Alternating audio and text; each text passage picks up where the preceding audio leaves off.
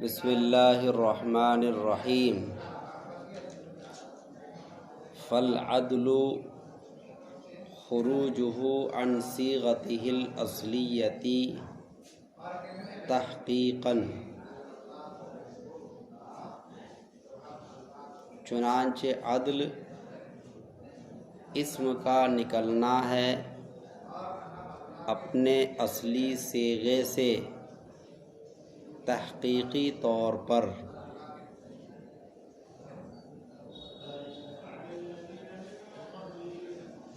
یہاں سے مصنف علیہ الرحمہ عدل کو بیان کر رہے ہیں تعریفات، تشریحات اور شرائط کے ساتھ۔ اوپر اسباب اتساع کو اجمالاً بیان کیا اور یہاں سے اسباب اتساع کو تفصیلاً بیان کر رہے ہیں۔ اسباب اتساع میں سے سب سے پہلے عدل کو بیان کیا۔ ایسا کیوں؟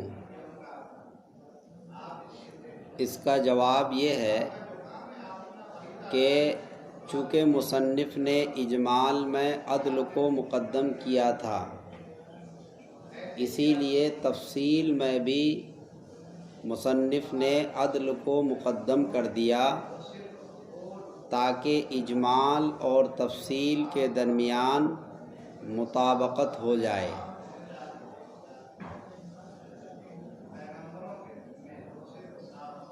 اس کے بعد عدل کے لغوی معنی ہیں انصاف کرنا، عدل یعدل عدالتاً، اس کا لغوی معنی انصاف کرنا۔ اصطلاحی معنی کتاب کے اندر موجود ہے خروجہ عن صیغتہ الاصلیۃ، یہ اس کا اصطلاحی معنی ہے۔ خروجہ عن صیغتہ الاصلیۃ، اسم کا اپنے اصلی صیغے سے نکلنا۔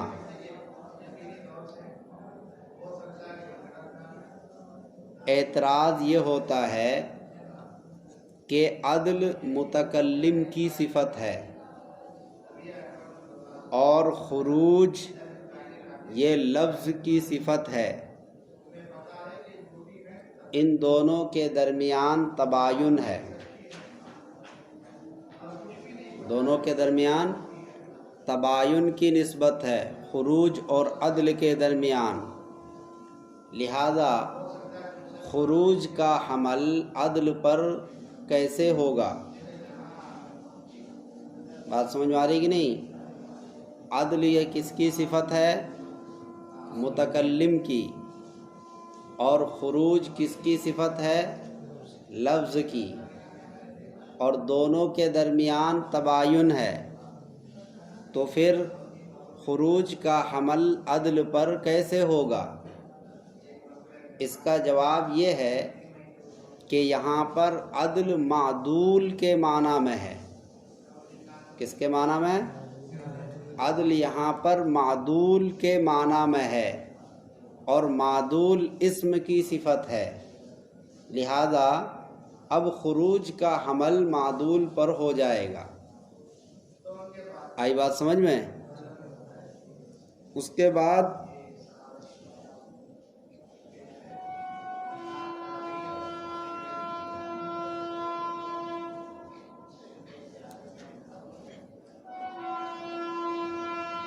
لفظ ہے صیغہ۔ صیغہ کس کو کہتے ہیں؟ صیغہ کی تعریف ہے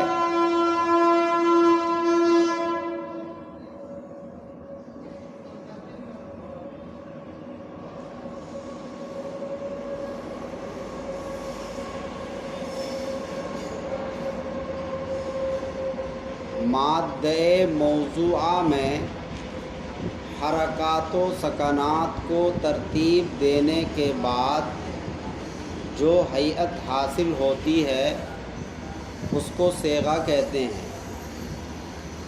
کیا تعریف ہے؟ مادہ موضوعہ میں حرکات و سکنات کو ترتیب دینے کے بعد جو ہیئت حاصل ہو اس کو صیغہ کہا جاتا ہے۔ مادہ موضوعہ یعنی وہ مادہ جس کو وضع کیا گیا ہے، جیسے فعلا، سمجھ میں آئی بات؟ جیسے فعلا میں فا عین لام یہ مادہ ہے، اس مادے میں آپ حرکت کو ترتیب دے دیں اور ترتیب دینے کے بعد جو شکل تیار ہوئی اسی شکل کا نام کیا ہے؟ صیغہ۔ اس لیے کہا جائے گا مادہ موضوعہ میں حرکات و سکنات کو ترتیب دینے کے بعد جو ہیئت یا جو شکل حاصل ہو اس کو صیغہ کہتے ہیں۔ اس کے بعد انہوں نے کہا کہ خروجہ لفظ کا اپنے اصلی صیغے سے نکلنا، لہذا اعتراض ہوگا کہ قالا کو بھی عدل کہنا چاہیے۔ کس کو؟ قالا کو، اس لیے کہ قالا بھی اپنے اصلی صیغے سے نکلا ہے، کیونکہ قالا کی اصل ہے قولا۔ قالا کی اصل کیا ہے؟ قولا۔ تو یہ قالا قولا سے نکلا ہے، لہذا اس کو بھی کیا کہنا چاہیے؟ عدل۔ اس کا جواب یہ ہے کہ قالا کو عدل نہیں کہہ سکتے، اس لیے کہ عدل کی تعریف ہے کہ اپنے اصلی صیغے سے نکل کر دوسرے صیغے میں داخل ہونا۔ سمجھ میں آئی بات؟ اپنے اصلی صیغے سے نکلے اور نکل کر دوسرے صیغے کے اندر داخل ہو جائے۔ تو قالا یہ اپنے اصلی صیغہ قوالا سے نکلا لیکن دوسرے صیغے میں نہیں گیا، کہ وہ قالا ہی رہا، اسی لیے اس کو عدل نہیں کہیں گے۔ یہ اصطلاحی تعریف ہے، یہی تعریف معتبر ہے کہ عدل اس لفظ کو کہیں گے، نحو کی اصطلاح میں عدل اس لفظ کو کہا جائے گا جو لفظ کسی لفظ سے نکلے اور نکل کر دوسرے صیغے میں چلا جائے، یعنی اس کا ایک دوسرا صیغہ بن جائے۔ اس کی مثال ہے ثلاث اور مثلث۔ کیا مثال ہے؟ ثلاث اور مثلث۔ ثلاث کے معنی تین تین اور مثلث کے معنی بھی تین تین۔ سمجھ میں آئی بات؟ یہ ثلاث اور مثلث نکلا ہے ثلاثتن ثلاثتن سے، یعنی ثلاث نکلا ثلاثتن ثلاثتن سے، اور مثلث بھی نکلا کس سے؟ ثلاثتن ثلاثتن سے۔ تو دیکھو ثلاثتن ثلاثتن ایک صیغہ ہے اور اس صیغے سے نکلا ہے کون؟ ثلاث، اور نکل کر ایک دوسرا صیغہ بنا جو کہ ثلاث ہے، ثلاثتن نہیں ہے۔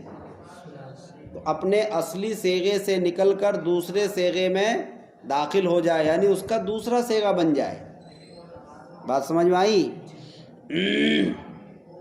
تحقیقاً، تحقیقاً یہ ترکیب میں صفت ہے، اس سے پہلے موصوف محذوف ہے۔ اصل عبارت ہے خروجاً محققاً۔ تحقیق کو محقق اسم فاعل کے معنی میں لیا جائے گا۔ اصل عبارت ہوگی خروجاً محققاً، اور یہ خروج یہاں خروجہ جو مصدر ہے اس کا مفعول مطلق بنے گا۔ آئی بات سمجھ میں؟ تو محققاً کے معنی میں اس کو کیوں لیا گیا؟ اس لیے کہ یہ جو تحقیق ہے یہ تحقیق ترکیب میں صفت ہے. کس کی صفت ہے؟ خروج کی. جو خروج یہاں محذوف ہے اس خروج کی وہ صفت ہے. اور مصدر کا صفت بننا جائز نہیں ہے. مصدر کا صفت بننا جائز نہیں ہے. تحقیق مصدر ہے اور اس مصدر کا صفت بننا درست نہیں ہے. اسی لیے اس کو محقق اسم فاعل کے معنی میں لیا جائے گا. جہاں کہیں بھی یہ ضابطہ یاد رکھو ہر جگہ کے لیے کہ جہاں کہیں بھی مصدر صفت بن رہا ہو تو وہاں مصدر کو اسم فاعل کے معنی میں لیا جاتا ہے. کیا ضابطہ ہے؟ کہ جہاں کہیں بھی مصدر صفت پر دلالت کرے اس وقت اس مصدر کو اسم فاعل کے معنی میں لیا جائے گا. اسی لیے یہاں تحقیقاً کو کس معنی میں لیا گیا؟ محققاً. اور اسی طرح آگے جو تقدیراً ہے اس کو بھی مقدراً کے معنی میں لیا جائے گا. آئی بات سمجھ میں؟ اسم فاعل یا اسم مفعول کے معنی میں. تو تحقیقاً اور تقدیراً ان دونوں الفاظ کے ذریعے سے مصنف عدل کی تقسیم کرنا چاہتے ہیں. عدل کی دو قسمیں ہیں. نمبر 1 عدل تحقیقی، نمبر 2 عدل تقدیری. آئی بات سمجھ میں؟ عدل تحقیقی کس کو کہتے ہیں؟ عدل تحقیقی تعریف ہے جس کا معدول عنہ محقق ہو. جس کا معدول عنہ محقق ہو، یعنی غیر منصرف پڑھنے کے علاوہ اس پر کوئی دلیل ہو. غیر منصرف پڑھنے کے علاوہ اس پر کوئی دلیل ہو. اور عدل تقدیری کہتے ہیں جس کا معدول عنہ محقق نہ ہو، یعنی اس کا معدول عنہ فرضی ہو. سمجھ میں آئی بات؟ در حقیقت اس کا معدول عنہ ہے ہی نہیں، فرض کر لیا. ایک فرضی کہانی بنا لی جاتی ہے. سمجھ میں آئی بات؟ اس کا معدول عنہ فرضی ہو، یعنی غیر منصرف پڑھنے کے علاوہ اس پر کوئی دلیل نہ ہو. بس غیر منصرف پڑھا جاتا ہے. کیوں پڑھا جاتا ہے؟ کوئی دلیل نہیں ہے. بات سمجھ میں آئی؟ اب مثال کو سمجھو. ثلاث مثلث یہ دونوں عدل تحقیقی کی مثال ہے. اسی طرح اخرا اور جمعہ یہ دونوں بھی عدل تحقیقی کی مثال ہے. ثلاث مثلث کے اندر عدل تحقیقی ہے.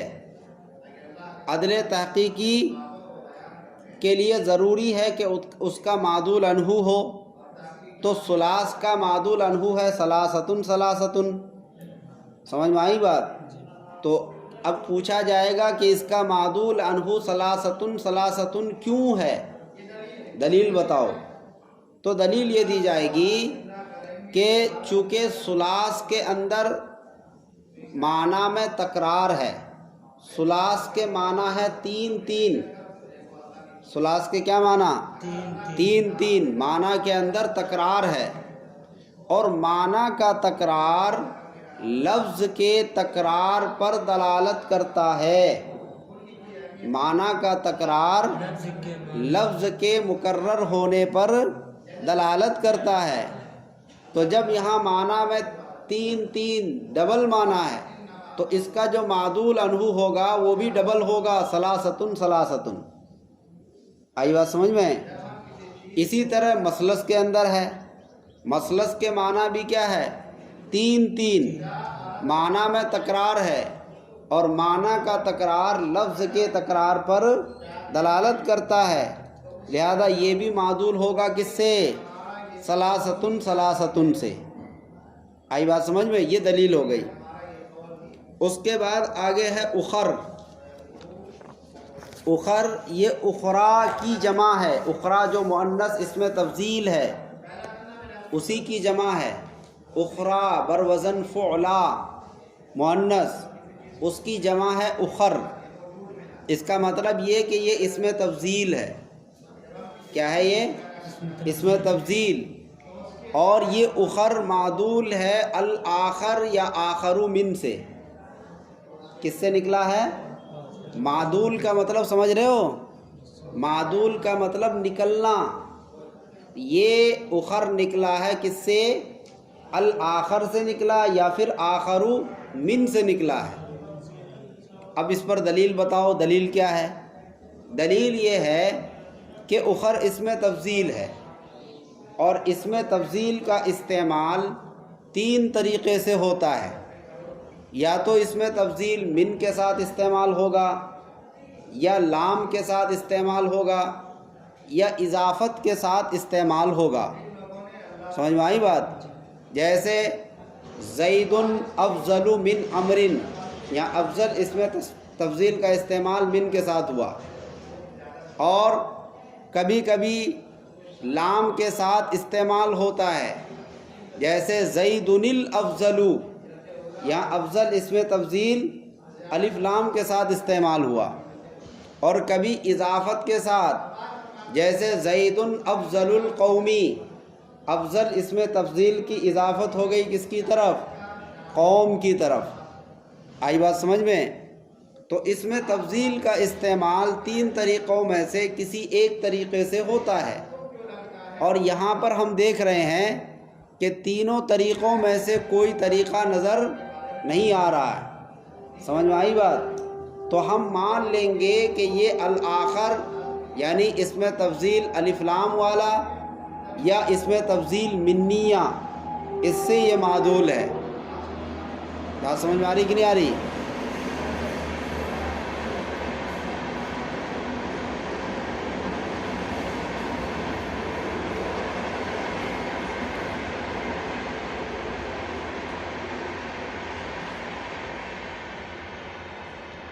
اسم تفضیل جو اضافت والی صورت ہے اس سے یہ معدول نہیں ہوگا.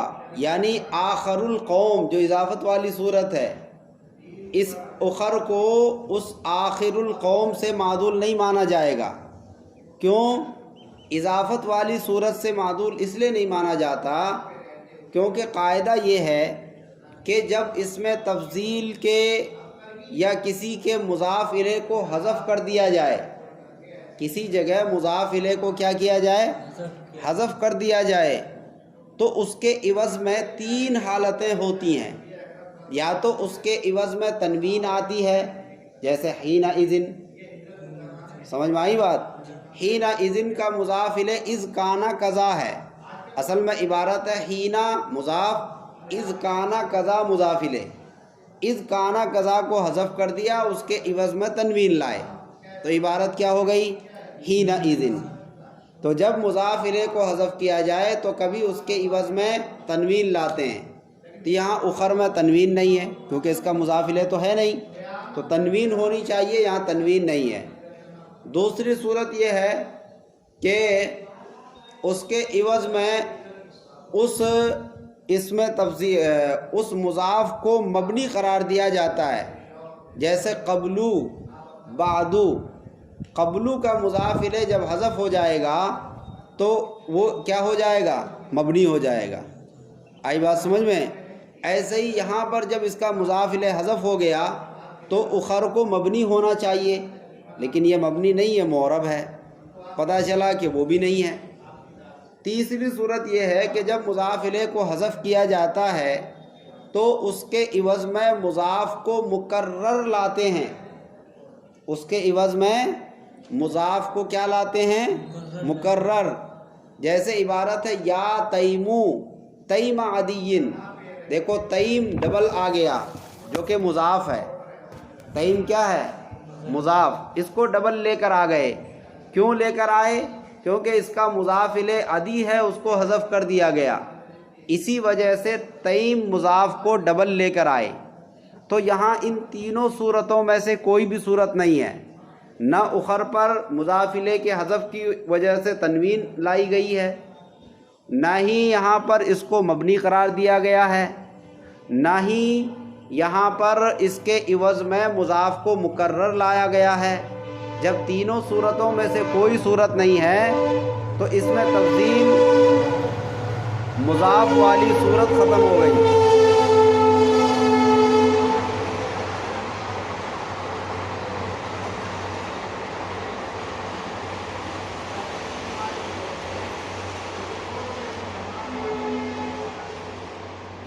تو اس میں تفضیل مضاف والی شکل ختم ہو گئی. 3 صورتیں ہیں استعمال کی، 3 صورتوں میں سے مضاف والی صورت ختم ہو گئی. تو اب کون کون سی صورت بچی؟ الف لام والی اور کون سی؟ من والی. تو پتہ یہ چلا کہ یہ اخر جو ہے الآخر یعنی الف لام والی سے اور آخر من یعنی اس میں تفضیل منیہ سے، ان دونوں میں سے کسی سے معدول ہے. سمجھ میں آئی بات؟ یہ عدل ماننا پڑے گا غیر منصرف بنانے کے لیے، کیونکہ غیر منصرف پڑھنے کے لیے 2 سبب کا ہونا ضروری ہے. جب ہم نے اخر پر غور کیا تو اس کے اندر ایک ہی وصف تھا، ایک ہی سبب تھا، وہ تھا وصف. اور ایک سبب سے کوئی بھی کلمہ غیر منصرف نہیں ہوتا ہے. تو لا محالہ ہمیں ایک اور سبب ماننا پڑے گا. وہ سبب ہم نے عدل مان لیا. کیا کر لیا؟ عدل مان لیا. اور ہم نے یہ کہہ دیا کہ یہ الآخر یا آخر من سے کیا ہے؟ معدول ہے. آئی بات سمجھ میں؟ اسی طریقے سے جمعہ یہ اس کو بھی اہل عرب غیر منصرف پڑھتے ہیں، مگر غیر منصرف پڑھنے کے لیے جب اس میں غور کیا تو دیکھا گیا اس میں ایک ہی سبب ہے وصف. کیا ہے؟ وصف. اور ایک سبب سے کلمہ غیر منصرف نہیں ہوتا. تو لا محالہ ہمیں ایک اور سبب ڈھونڈنا پڑے گا.